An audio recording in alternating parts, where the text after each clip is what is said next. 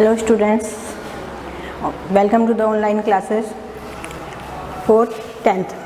आज हम हिंदी में 10th में सेकंड चैप्टर पढ़ रहे हैं, जो कि एक स्टोरी है बूढ़ी काकी।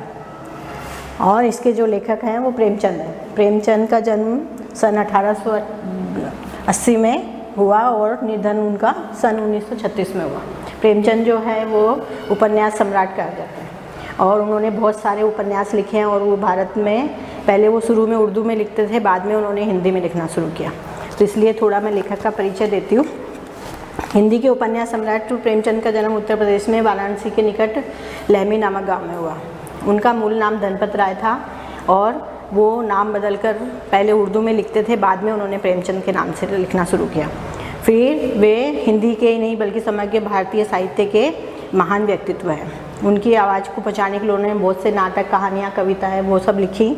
और उनकी जो कहानियाँ हैं वो 300 कहानी संग्रह जो है वो मानसरोवर के भाग 1, 2, 3 ऐसे करके 8 भाग तक संकलित हैं। ये जो लेसन है वो उनकी एक बहुत प्रसिद्ध कहानी है जो कि इसमें दी गई है। बूढ़ी का मतलब होता है कि जो व्यक्ति करीबन 60 से ऊपर ईयर के जो होते हैं, 60 साल से ऊपर के व्यक्ति जो हैं वो, उसके लिए स्त्री है तो उसे बूढ़ी कहा जा रहा है, ठीक है। और काकी मतलब होता है काकी, जो कि जैसे हम ससुराल में रहते तो जो बड़े भाई के जो बच्चे हैं वो हमें काकी बोलेंगे। तो सिंपल उसमें नॉर्थ इंडिया में ज़्यादातर काकी जो है वो चाची को बोला जाता है, ठीक है। तो अभी लेसन के बारे में करते हैं। बूढ़ी काकी जो है वो प्रेमचंद ने इसमें ऐसे लोगों के लिए वो किया गया है कि ज़्यादातर क्या होता है, जब हम जवान रहते हैं तो कमाते हैं तो लोग हमारे पैसे के लिए हमारा ध्यान रखते हैं और सब वो करते हैं, लेकिन जब हम बूढ़े हो जाते हैं तो हमारी किसी को आवश्यकता नहीं होती। और इसीलिए परिवार में एक तरह से उन्हें अपेक्षा का शिकार होना पड़ता है। अपेक्षा मतलब लोग उनकी तरफ ध्यान नहीं देते, उनकी बातों को इग्नोर करते हैं और बार बार में उन्हें अपमानित किया जाता है। तो इसमें ऐसे दयनीय वृद्धों की अवस्था की ओर इसका ध्यान खींचा गया है जिन्हें अपेक्षा मिलती है। उपेक्षा मतलब कि उनको बिल्कुल भी किसी तरह की इज्जत देना नहीं चाहते और लोग सिर्फ ऐसा सोचते हैं कि वो तो एक कबाड़ हैं और एक फर्नीचर की जैसे उन्हें यूज किया जाता है। और जीवन के हर क्षण में आनंदपूर्वक उपभोग करना चाहते हैं, लेकिन वो चाहते हैं कि जितने दिन हम जीवित रहें तो लोग चाहे हमें रुपए पैसे न दें लेकिन थोड़ा सा ध्यान हम पे दें, तो उन्हें भी वो, तो हमें भी परिवार में जो बुजुर्ग लोग हैं उनकी देखभाल करनी चाहिए। वो ज़्यादा समय तक जीवित नहीं रहेंगे, इसलिए हमें उनके साथ थोड़ा टाइम स्पेंड करना चाहिए, ठीक है। तो ये कहानी जो है वो बूढ़ी काकी के उसमें हुआ। बुढ़ापा जो है वो बचपन का पुनरागमन होता है। पुनरागमन मतलब कि जैसे बचपन में हम दूसरों के ऊपर डिपेंड होते हैं, वैसे ही बूढ़े लोग भी जो हैं वो हम पे डिपेंड हो जाते हैं। शुरू में उन्होंने बहुत काम किया होगा, बहुत वो किया होगा, लेकिन धीरे धीरे जो उम्र बढ़ती जाती है तो वो हम पे डिपेंड होने लग जाते हैं। तो इसीलिए पुनरागमन मानी फिर से उसी रास्ते पे चलना, ठीक है। बूढ़ी काकी में भी जीभ के स्वाद के सिवा और कोई चेष्टा शेष न थी। मानी बूढ़ी काकी जो थी वो भी बूढ़ी हो गई थी, शरीर उनका इतना साथ नहीं दे रहा था, उनसे चला फिरा भी नहीं जाता था, लेकिन फिर भी उनके जीवन में सिर्फ एक ही इच्छा शेष थी कि वो खाने की बहुत शौकीन थी और उन्हें खाने की बहुत वो रहती थी। उसके लिए वो कुछ भी करने को तैयार थी। अपने कष्टों की ओर आकर्षित करने का रोने के अतिरिक्त उनके पास कोई दूसरा सहारा नहीं था। जैसे बच्चे जो हैं वो अपनी बात मनवाने के लिए रोना शुरू करते हैं कि हमें ये चीज़ चाहिए और जिद करने लगते हैं, वैसे ही बूढ़ी काकी के पास भी रोने के अलावा और कोई रास्ता नहीं था। समस्त इंद्रियां, हाथ पैर जवाब दे चुके थे। इंद्रियां मतलब हमारे शरीर के जो मेन ऑर्गन वो है, तो उसमें बाकी चीज़ों का इतना उसको आंखों से दिखाई नहीं देता था, उनको पाँव से वो चल नहीं पाती थी और ऊंचा सुनाई देता था, लेकिन सिर्फ एक जीभ जो थी वो उनकी सही वो थी और उसे स्वाद का वो था। स्वादेंद्रियां मतलब कि जिससे हम स्वाद लेते हैं। ज़मीन पर पड़ी रहती और घर वाले कोई उसके इच्छा के प्रतिकूल काम करते तो भोजन का समय टल जाता या उसकी मात्रा कम होती, अथवा बाजार से कोई वस्तु आती उसे न मिलती तो वह रोने लगती थी। मानी बाकी और चीज़ों के लिए वो नहीं होता था, न उन्हें कोई अच्छे बिस्तर चाहिए, न कोई पलंग और ना फिर कोई फर्नीचर वगैरह वैसा कुछ नहीं, न ही अच्छे कपड़े उनके लिए वो थे। लेकिन वो ज़मीन पे हर वक्त पड़ी रहती, लेकिन खाने का उन्हें बहुत लालच था और खाने के लिए वो कुछ भी करने को तैयार होती थी। और जो ही अगर भोजन का समय इधर उधर हो जाता था तो वो रोना चिल्लाना शुरू करती थी। और उनका रोना चिल्लाना साधारण नहीं था, वे गला फाड़ फाड़ कर रोते थे। उनके पति को स्वर्ग सिधारे बहुत वक्त हो चुका था। उनके पति जो थे वो बहुत समय पहले ही उनकी डेथ हो चुके थे और उनके जो बेटे थे वो भी सब बड़े हुए और बीमारी में और ऐसे करके सब चले गए। मानी बूढ़ी काकी के लिए इस दुनिया में और कोई सहारा नहीं था। उनका जो भतीजा था, भतीजा मतलब जो उनके हस्बैंड है उनका बड़ा भाई जो था, उसका लड़का जो था वो वहाँ पे रहता था। तो उसने काकी ने क्या सोचा कि इस संसार में मेरा तो और कुछ है नहीं, तो जो भी प्रॉपर्टी है, जो भी खेत खलियान है, वो सब उसने उस भतीजे के नाम कर दी थी। अब एक भतीजे के सिवा उसके पास कोई नहीं था, उसी भतीजे के नाम उसने सारी संपत्ति लिख दी। बुद्धराम ने सारी संपत्ति लिखवाते समय खूब वादे किए थे कि मैं काकी का ध्यान रखूंगा। पंचायत के सामने उसने बहुत लंबे चौड़े वो किए कि काकी को किसी प्रकार की कोई तकलीफ़ नहीं होगी, अगर वो बीमार पड़ेंगे तो हम उसका इलाज करवाएंगे। ये सब वादे जो थे वो सिर्फ किसके लिए थे कि जब तक वो प्रॉपर्टी उसके नाम न कर दी जाए। और जब प्रॉपर्टी उसके नाम हो गई, उसके बाद में उन्होंने काकी को एकदम कोठरी में ले जाकर डाल दिया और वहाँ पे वो उसके लिए किसी प्रकार की कोई देखभाल नहीं करते थे। और इसीलिए काकी को ऐसा नहीं था कि उनकी जो प्रॉपर्टी थी उसकी इनकम कम थी, पूरे साल भर में उसकी इनकम बहुत अच्छी थी और उन खेतों से और उनसे बहुत सारा अनाज उसे मिलता था। इतना बड़ा घर था, वो सब काकी के नाम था। लेकिन काकी को उसके बदले में एक टाइम का खाना भी वो लोग बराबर ढंग से नहीं देते थे। लड़कों का बूढ़ों के प्रति स्वाभाविक विद्वेष होता ही है। फिर जब माता पिता का रंग देखते तो वे भी बूढ़ी काकी को सताया करते।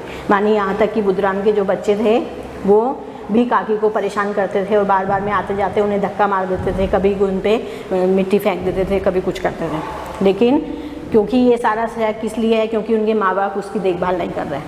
तो बच्चे जो हैं वो पेरेंट्स को देखते हैं और पेरेंट्स जैसा व्यवहार दूसरों के साथ करते हैं वो लोग भी वैसा ही व्यवहार वो करते हैं। क्योंकि बुद्धराम और उसकी पत्नी जो थी वो काकी के साथ अच्छा व्यवहार नहीं करते थे, इसलिए बच्चे भी वैसा ही उनको देखकर सीख रहे थे। इसीलिए काकी चिल्लाती रहती, लेकिन कोई उसकी तरफ ध्यान नहीं देता था। संपूर्ण परिवार में केवल काकी को किसी से अनुराग था, तो वो बुद्धराम की छोटी बेटी लाडली थी।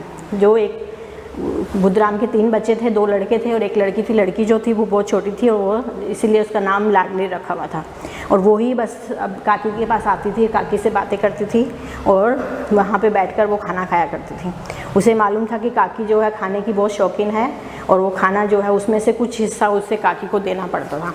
लेकिन अपने भाइयों से बचाने के लिए उसे ये जो हिस्सा है वो कबूल था और उसने क्या सोचा कि थोड़ा सा अगर खर्चा करके अगर मैं काकी के पास रह के अपने खाना बचा लेती हूँ तो उसमें कोई बुराई उससे नज़र नहीं आती थी। और इसीलिए वो अपने भाइयों के अन्याय की तुलना में बहुत सुलभ था। एक दिन क्या हुआ कि बुद्धराम के बड़े लड़का जो मुखराम था उसका तिलक आया था। तिलक मतलब कि शादी से पहले जो लड़के वाले के घर पे आकर कुछ फ्रूट्स वगैरह और नेक वगैरह का सामान जैसे शादी कपड़े वगैरह हैं वो सब देके जाते हैं। उसके बाद में शादी, एक तरह से हम बोल सकते हैं कि सगाई समारोह था। तो इसीलिए बहुत सारा उत्सव था, गांव के बहुत सारे लोगों को घर में बुलाया गया था। घर की स्त्रियां गाना गा रही थी, रूपा मेहमानों के लिए भोजन के प्रबंध में व्यस्त थी। भट्टियों पर कड़ा चढ़ रहे थे। भट्टियाँ मतलब क्योंकि अब ज़्यादा खाना बनाना है तो उसके लिए वहाँ पे भट्टियाँ लगाई गई थी। बड़ी बड़ी कढ़ाइयों में खाना बनाया जा रहा था।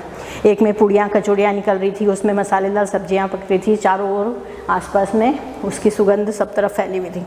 बूढ़ी काकी अपनी कोठरी में बैठी हुई थी, वह सुगंध से बेचैन कर रही कि उसे लग रहा था कि इतना अच्छा खाना बन रहा है तो मुझे क्यों नहीं बुलाया जा रहा है।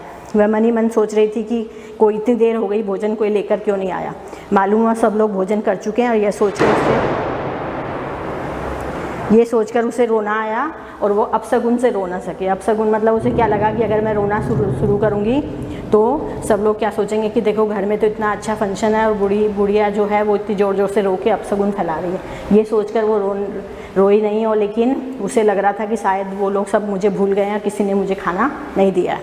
ये सोचकर वो बाहर जाने के लिए वो हो गई, क्योंकि उसे लगा कि शायद सब लोग चले गए होंगे तो शायद अब जाकर मैं अपना खाना वहाँ से ले सकती हूँ। इस प्रकार निर्णय करके बूढ़ी काकी उकड़ू बैठकर हाथों के बल, क्योंकि उनसे उठा नहीं जाता था, कमर में कुबड़ है तो इसलिए हाथों से ही थोड़ा सरक कर वो अपनी चौखट पार करती हुई कढ़ाई के पास जाकर बैठ गई।